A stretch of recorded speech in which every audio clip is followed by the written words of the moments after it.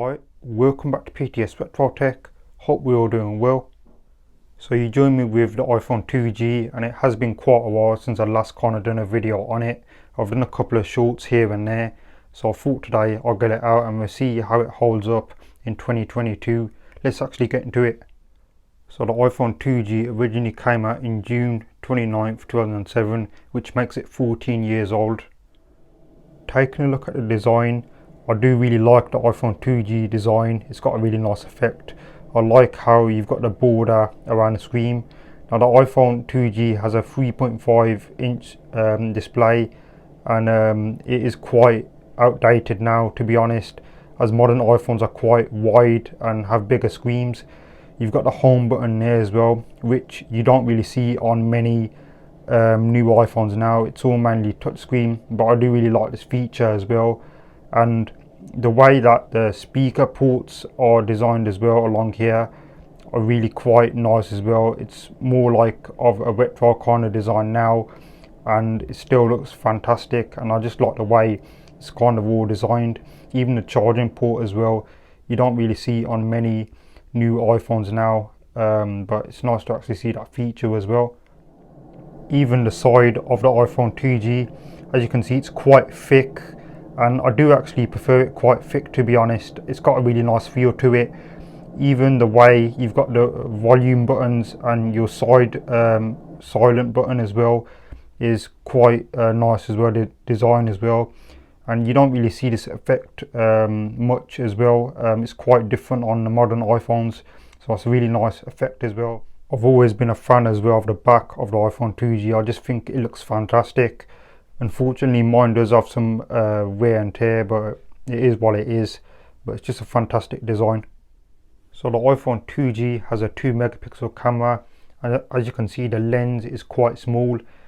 I did do some pictures as well just to see what the camera quality was like. So I've done it in a dark kind of area, and I'll include that now. And as you can see, the image wasn't the best, to be honest. The lighting was really terrible, but I did one outside as well in my garden, and the lighting outside was much more better. Still not the best, but it was a bit more better, and you could see everything pretty well in the garden. So the iOS as well is quite outdated now. This iPhone 2G runs iOS 3.1.3, and certain apps you will need like a newer iOS. But the iPhone 2G still has Safari and it still works okay, but for our old device it is going to be quite slow, and I will shortly do a quick little speed test as well. But it still has some really cool features, like you've got your alarm clock, you've got the weather as well. Maps would be okay just to do a quick little search. You've even got the iTunes store as well, but it probably wouldn't work now for music and that. You'd probably have to sync your iPhone to iTunes, but the music app is really good as well. You can still get some music as well if you wanted to use it for music or something. And the iPhone 2Gs originally came in 4, 8 and 16 gig storages. Now this is an 8 gig version, so it's not too bad. The 4 gig was like a budget kind of version back in the days, but there's not really many of them around, but the 16 and the 8, there's plenty of them around. So I've got Safari up, and it is the old version, as you can see.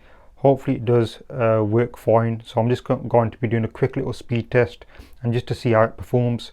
So we're going to be checking out maps, and hopefully it does load up fine. So it loaded up perfectly fine. Just scrolling it up and down, and it loads up perfectly fine. So it can do basic searches on this iOS, so it's not too bad. The iPhone 2G can still be used in 2022, but it can be quite limited with the features. But I've always been a fan of the design and just the way the iOS looks, because you don't really see this iOS anymore, or the design now. And maybe in the future, I think the older iPhones, especially the iPhone 2G, will probably go up in value. So if you like your retro iPhones as well, then it is probably worth picking one up if you've got a retro Apple collection, or just prefer to own one.